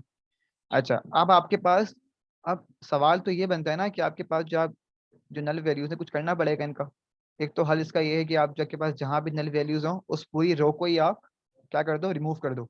ठीक है, एक तो आपका हल ये होता है, लेकिन ये इतना एफिशिएंट नहीं होता। ठीक है, आप जो नल वैल्यूज होते हैं आप उनको किसी ना किसी वैल्यू से रिप्लेस करते हो। ठीक है, या इम्प्यूट करते हो, इसे इम्प्यूटेशन भी कहते हैं। अब अभी डिपेंड करता है कि आपने किस चीज से करना है इसको। ठीक है, इम्प्यूट, पहली चीज तो आप ये कर सकते हो कि आपके पास न्यूमेरिक अगर कॉलम है लाइक एज, तो उसमें आप मीन लगा सकते हो कि तमाम जो के पास एज की जो वैल्यूज है उनका मीन लो, और जो नल वैल्यूज हैं वहाँ पे उस मीन को आप रिप्लेस कर दो, तमाम नल वैल्यूज फिल हो जाएंगी। एक तो हल इसका ये है। ठीक है, एक होता है मीडियन, मीडियन से भी कर सकते हो। अच्छा, एक सवाल ये आता है कि कब मीन और कब करना है मीडियन, तो बस इसको दिमाग में ये बात रखो कि अगर आपके पास आपके जो डेटा है उसके अंदर आपके पास अगर आउटलायर्स हो ना, तो आप मीन का इस्तेमाल नहीं करना, आप वहाँ लगाना मीडियन। आपके पास अगर एक दो आउटलायर्स हैं, क्या मतलब इस बात का समझ लो, जैसे कि अगर आपके पास कोई 4 है, मतलब कि ये नंबर्स हैं, ये एज हैं। ठीक है, 1 2 3 4 या 5 एज हैं। सही है, आपके पास एक आउटलायर है, ठीक है, जो कि समझ लो कि 50 है। तो जब आप इसका मीन लोगे ना, ठीक है, तो क्या आएगा, ये कितनी वैल्यूज हैं, 6 वैल्यूज हैं, तो इसका मीन क्या आ रहा है, इसका मीन आ रहा है 10.83। लेकिन अगर मैं इस आउटलायर को हटा दूं और यहाँ पे मैं इसका मीन निकालूं, अभी क्या आया था, अभी आया था 10.83। अगर मैं उस आउटलायर को हटा दूं तो क्या आ रहा है, 3। तो ये कितना बड़ा फर्क आ रहा है, 3 से 10। आप भी खुद देख सकते हैं कि अगर मैं एक आउटलायर ऐड कर रहा हूं तो कितना बड़ा फर्क आ रहा है मीन के ऊपर। तो एक दो आउटलायर्स आपका मीन खराब कर सकते हैं। तो इस केस में आप इस्तेमाल करते हो मीडियन। ठीक है, क्या मतलब मीडियन का, कोई आउटलायर अगर होगा भी 10, तो पहले क्या करता है मीडियन, वो डिसेंडिंग या असेंडिंग में अरेंज करता है और फिर जो मिडिल वैल्यू होती है उसको ले लेता है। ठीक है, तो अगर मैं आउटलायर ऐड भी करता हूँ तो उसको कोई फर्क नहीं पड़ेगा, वो देखेगा खाली कि मिडिल वैल्यू क्या है और उसको ले लेगा। ऐसा आपके पास सेंट्रल टेंडेंसी, ठीक है। तो आई गेस ये क्लियर होगा आपको कि कहाँ पे मीन और कहाँ पे मीडियन करना इस्तेमाल। अच्छा, मोड सबको पता है, ठीक है, ज़रूरत नहीं है एक्सप्लेन करने की मुझे। अच्छा, अब यहाँ पे जो डेटा आपके पास जो एज का कॉलम है उसका मीन निकाला हुआ है, ठीक है। अच्छा, मीन निकालने के बाद उसको कास्टिंग भी की हुई है। जाहिर सी बात है, तो के पास एज होगी, एज तो होल नंबर्स में, लेकिन ये पॉसिबिलिटी है कि हाँ, जो उन एज का जो आपके पास मीन आएगा वो न्यूमेरिक मतलब कि वो फ्लोट में हो सकता है, 10.2 या 10.5 समथिंग। तो उससे बचने के लिए आपने उसको कास्टिंग कर दी कि वही वो सिर्फ इंट में आंसर दे, ठीक है। अच्छा, क्योंकि एज होल नंबर में होती है। कोई सवाल है किसी का? एंटर, हाँ बिल्कुल कर सकते हैं, कर सकते हैं इस्तेमाल, ठीक है। अच्छा, ओके ओके। अच्छा, तो यहाँ पे आपके पास ये मीन हो गया। अच्छा, अब यहाँ पे जो फिलना होता है ना, फिलना आप इस्तेमाल करते हो कि आप जो न्यूमेरिक फिल नल वैल्यूज, ठीक है, तो आप नल वैल्यूज को फिल करने के लिए फिलना का मेथड इस्तेमाल करते हो, सही है। तो यहाँ पे जब मैं लिखूंगा यहाँ पे कि df2 एज, जो आपके पास ये एज का जो कॉलम है उसकी जो नल वैल्यूज है उनको आप फिल करो इस मीन से। किसके मीन से? उसी एज के कॉलम की जो वैल्यूज है उनके मीन से। तो क्या होगा? तो जब के पास एज की जो वैल्यूज हैं, ठीक है, उनका मीन निकलेगा और फिर जो नल वैल्यूज है वहां पे वो फिल कर देगा। तो अब जब मैं यहाँ पे चेक कर रहा हूँ कि नल वैल्यूज, तो यहाँ पे एज की कोई भी नल वैल्यू नहीं आ रही, ठीक है। कोई सवाल है किसी का? ये एक चीज मुझे बताएं, जो ये आपका एक फंक्शन होता है जिसमें हम नल वैल्यूज को रिमूव करते हैं, ओके, हम्म। उसके अंदर दो चीज होती है, एनी इजिकल टू हाउ और ऑल। वो ड्रॉप एन की बात कर रहे हैं ना आपकी, जब आप ड्रॉप एन है, हाँ ड्रॉप एन है, ड्रॉप एन है, वो आप करा रहे हैं उसमें कि अभी नहीं है? फिलहाल हम नहीं कर रहे, क्योंकि यहाँ पे जो हमारा डेटा सेट है उसमें कोई ज़रूरत नहीं है और we have to wrap up. तो नेक्स्ट ओके डेटा सेट होंगे उसमें हम कर रहे होंगे उसको इस्तेमाल, ठीक है, तो परेशान ना हो। Okay okay. अच्छा जी, उसके बाद हमने चेक किया कि भैया ठीक है, अब एज में कोई नल वैल्यू नहीं है, ठीक है। अभी हाँ, कैबिन में और एम्बार्क में नल वैल्यूज हैं। अच्छा, एक चीज़ ये भी होती है कि अभी आपने बात की ना कि ड्रॉप एन है, अभी हम कब करते हैं? हमने कब नल वैल्यूज को फिल करना है और कब नल वैल्यूज को फिल नहीं करना, ठीक है, कब ड्रॉप करना है। तो ड्रॉप आप तब कर सकते हो जब आपके पास जो नल वैल्यूज हैं वो बहुत कम हो। Like in this case, embark में सिर्फ दो ऐसी वैल्यूज है जो कि नल है, तो उन दो रोज को आप ड्रॉप कर सकते हो। तो कोई इतना बड़ा फर्क नहीं पड़ेगा, कोई इतना बड़ा लॉस नहीं होगा आपका, ठीक है। आपके पास 1000 अगर हैं कॉलम और रोज, तो आप सिर्फ दो निकाल रहे हो तो कोई इतना बड़ा फर्क नहीं पड़ेगा। हाँ, अगर जैसे कि यहाँ पे 687 आपके पास नल वैल्यूज हैं, तो ये तो पॉसिबल नहीं है ना आपके लिए कि आप इतनी रोज को रिमूव कर दोगे। तो वहां पे आप थोड़ी सी यहाँ पे मीन या मॉड से रिप्लेस करते हो, ठीक है। अच्छा, तो यहाँ पे एम्बार्क की तीन थी, ठीक है, तीन एम्बार्क्शन की जगह थी। तो यहाँ पे इसकी बता दिया कि कितनी जगह पे कितने अकाउंट है। देन यहाँ पे हम ड्रॉप एन भी कर सकते हैं, ठीक है। ये आपकी वाली बात असद कि यहाँ पे ड्रॉप एन भी हम कर सकते हैं, क्योंकि यहाँ पे सिर्फ दो नल वैल्यूज हैं। लेकिन हम यहाँ पे भी नहीं कर रहे, ठीक है, हम यहाँ पे भी नहीं कर रहे, हम यहाँ पे जो है फिल कर रहे हैं उसके मॉड से, ठीक है। यहाँ पे मोड क्यों? क्योंकि यहाँ पे क्लास क्लास है ना, तीन है, एस सी क्यू, यहाँ पे क्लासेस हैं ये, ठीक है, कैटेगरिकल फीचर है, तो यहाँ पे मोड का इस्तेमाल होगा। तो हम मोड से उसकी जो नल वैल्यूज है उनको हम फिल कर देंगे। ये आपने मोड के बाद ये जीरो क्यों हो गया, मतलब किस तरीके से वैल्यू पिक कर रहे हैं, ये वो वाला वो है कि आप वैल्यू पिक कर रहे हैं? वो चेक करें, ये आपके पास आपकी जो कॉलम है और रो वाइज, ये हम एक्सप्लेन करेंगे बाद में, ठीक है, इसको अभी थोड़ा रहने दें। अच्छा जी, अभी यहाँ पे आपके पास एज की जो वैल्यूज थी नल वो फिल हो गई, ठीक है, एम्बार्क की फिल हो गई, कैबिन रहता है, ठीक है। अब कैबिन की जो है ना, एक्चुअली बहुत सारी आपके पास क्लासेस हैं। आप देखो ना वैल्यूज काउंट, तो यहाँ पे बहुत सारी हैं, ठीक है, इतनी सारी क्लासेस हैं और ये भी कैटेगरिकल फीचर है।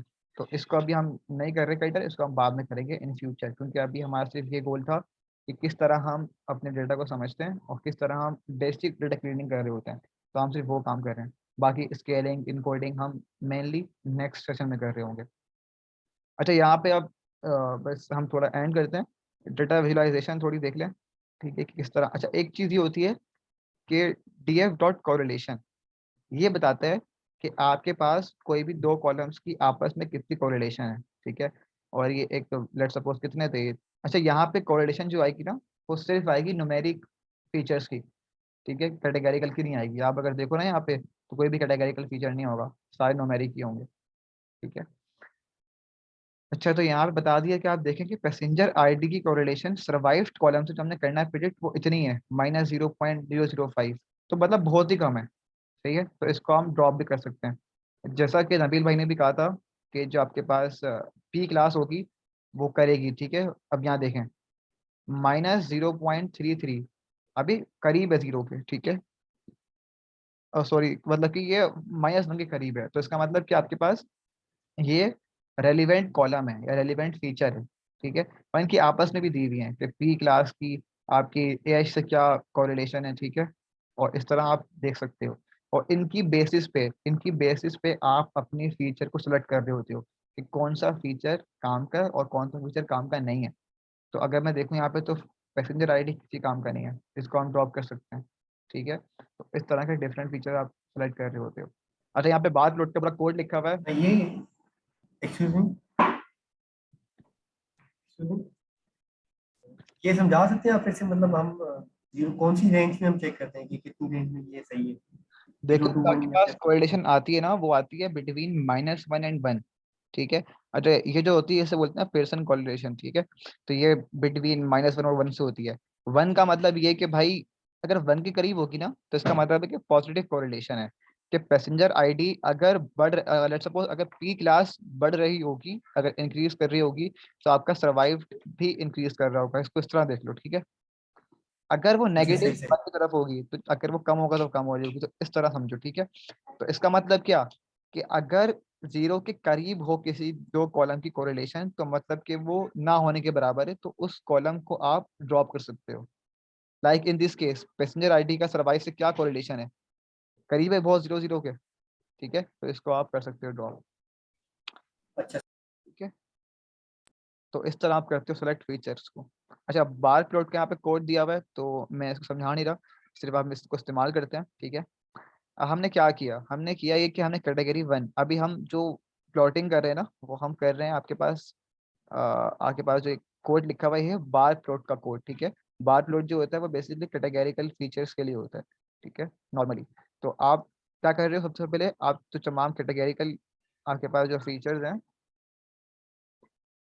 उनका आप जो है क्या कर रहे हो, आप बार प्लॉट बना रहे हो। ठीक है, तो आपने कैटेगरी 1 के अंदर तमाम आपने कॉलम्स आपके पास फीचर्स डाल दिए, और फिर आपने लूप चला दिया कि हर जो आपके पास सर्वाइव्ड है तो इसका आप बार प्लॉट कर लो, पहले सर्वाइव का, फिर सेक्स का, फिर पी क्लास का, फिर एम्बार्क का, एंड सो ऑन।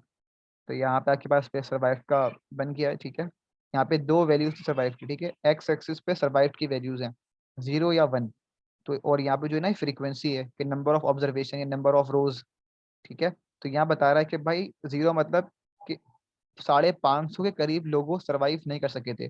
उन तकरीबन 900 लोगों में से 550 लोग सर्वाइव नहीं कर सके थे, और तकरीबन 350 ने सर्वाइव किया था। ठीक है, तो इस तरह आप डेटा को समझ सकते हो। और फिर यहाँ पे डिफरेंट जेंडर का बताया हुआ कि अगर आपके पास जो 0 थी ना, आई गेस 1 था मेल, तो मेल ने इतना सर्वाइव किया और फीमेल ने इतना सर्वाइव किया, तो आप इसको इस तरह समझ सकते हो मजीद।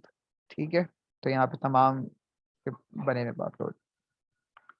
अच्छा जी, नीचे आते हैं, फिर एक होता है हिस्टोग्राम। ठीक है, हिस्टोग्राम में अगेन मैंने क्या किया, न्यूमेरिक वैल्यू, ये न्यूमेरिक आपके पास जो फीचर्स होते हैं उनकी प्लॉटिंग के लिए इस्तेमाल होता है।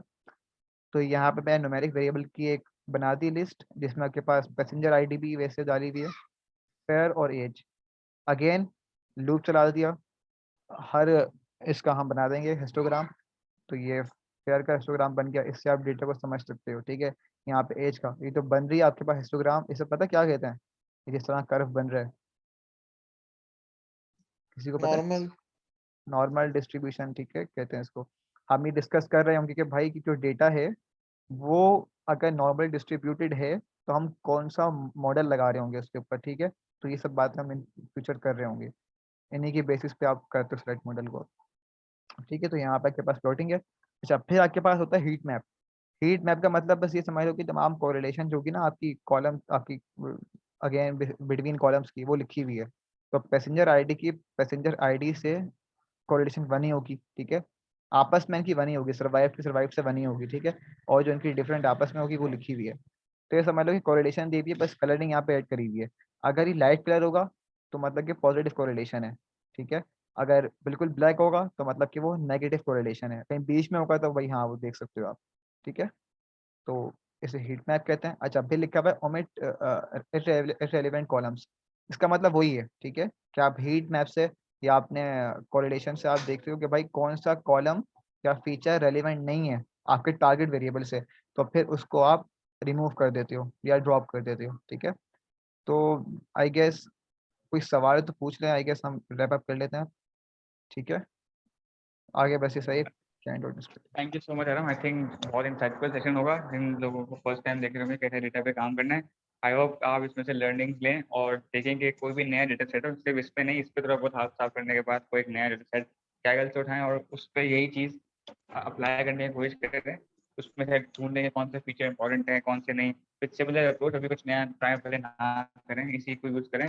तो प्रीटी श्योर आप अपनी जर्नी पे जो डेटा साइंस की उस पर आप आगे बढ़ेंगे और आप नए नए इंसाइट्स निकाल ये सकेंगे। कोड अभी बुक बहुत हम लोग सारे को लोग, मिल सकती है, जो जुपिटर कोड बुक? हाँ ये अपलोडेड है, ये अपलोड कर देंगे, कर दिया है ना, या फिर अपलोड कर लिंक दूंगा, शेयर ये करें? अपलोड कर देंगे, ठीक है। ये क्या मुझे लास्ट लिंक भी सर्वर लिंक करना है? कोई भी अरहम या नबील मुझे लिंक फॉरवर्ड कर देते हैं जिस पे ही आप लोग अपलोड करेंगे।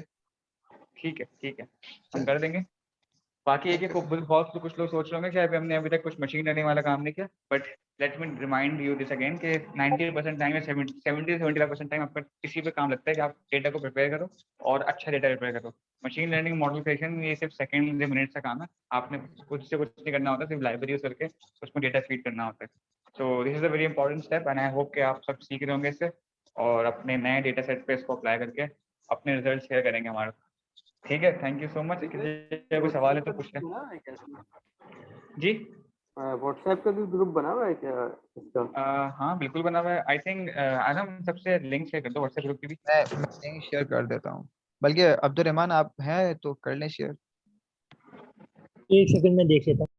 चैट में शेयर कर लो, मैं ठीक है रिकॉर्डिंग स्टॉप कर देता हूँ, ठीक है।